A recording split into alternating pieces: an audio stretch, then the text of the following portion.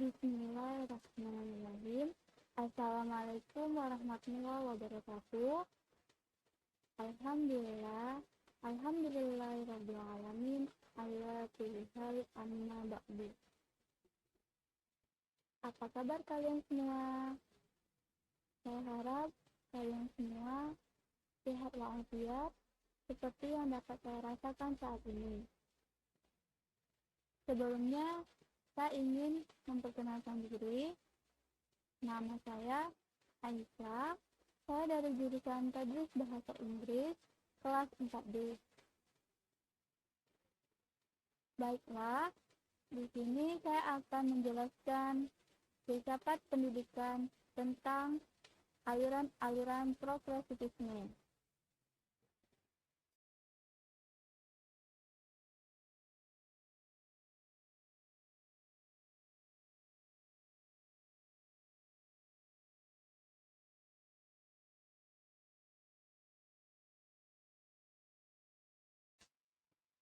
Di sini, di dalam aliran progresivisme, saya membagi dalam 4 bagian.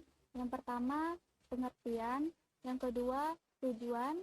Yang ketiga, landasan. Dan keempat, tokoh-tokoh aliran progresivisme.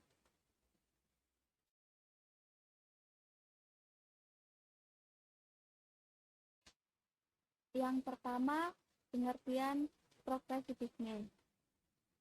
Progresivisme berasal dari kata progres yang berarti kemajuan. Secara harfiah, progresivisme adalah aliran yang menginginkan kemajuan secara cepat. Aliran ini berpendapat bahwa pengetahuan yang benar pada masa kini mungkin tidak benar di masa mendatang. Aliran progresivisme ini mengutamakan penyelenggaraan pendidikan di sekolah berpusat pada anak dan menjadikan pendidikan hanya sebagai pembimbing dan pengarah bagi peserta didik.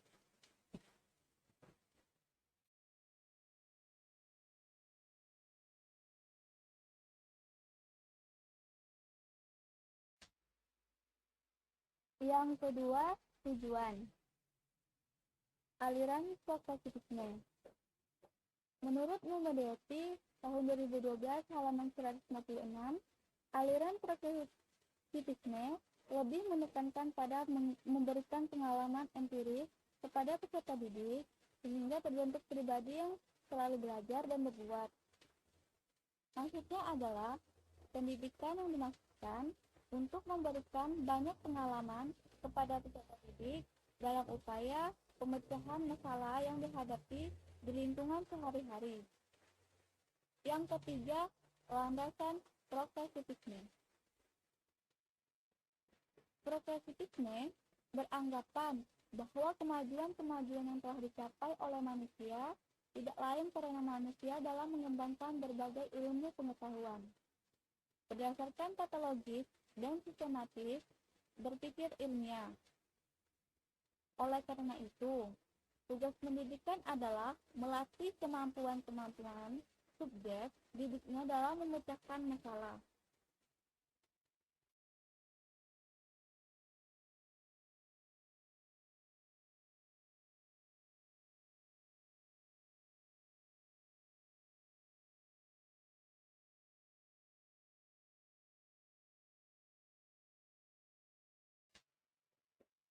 Yang terakhir atau yang keempat adalah tokoh-tokoh aliran progresivisme.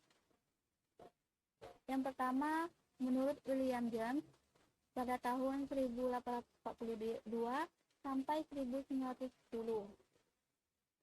Menurutnya, berkeyakinan bahwa otak atau pikiran seperti juga aspek dari eksistensi organik harus mempunyai fungsi biologis dan nilai kelanjutan hidup.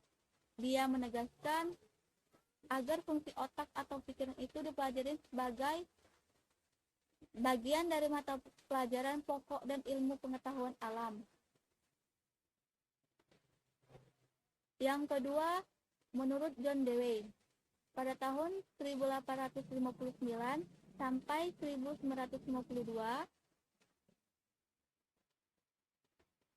yang menyatakan bahwa yang benar adalah apa yang membuktikan dirinya sebagai benar dengan perantaraan akibat-akibatnya yang bermanfaat secara praktis. Teori Dewey tentang sekolah adalah progresisme yang lebih menekankan pada anak didik dan minatnya daripada mata pelajaran sendiri. Progresivisme mempersiapkan anak masa kini dibanding masa depan yang belum jelas. Menurut Dewey, pendidikan adalah proses dari kehidupan yang bukan persiapan masa yang akan datang. Ia juga memandang bahwa pendidikan sebagai proses dan sosialisasi. Yang ketiga, menurut Hans Feihinger, pada tahun 1852 sampai 1933. Menurut pendapatnya, persesuaian dengan objeknya tidak mungkin dibuktikan. Satu-satunya ukuran bagi berpikir ialah gunanya dalam bahasa Yunani pragma untuk mempengaruhi kejadian di dunia.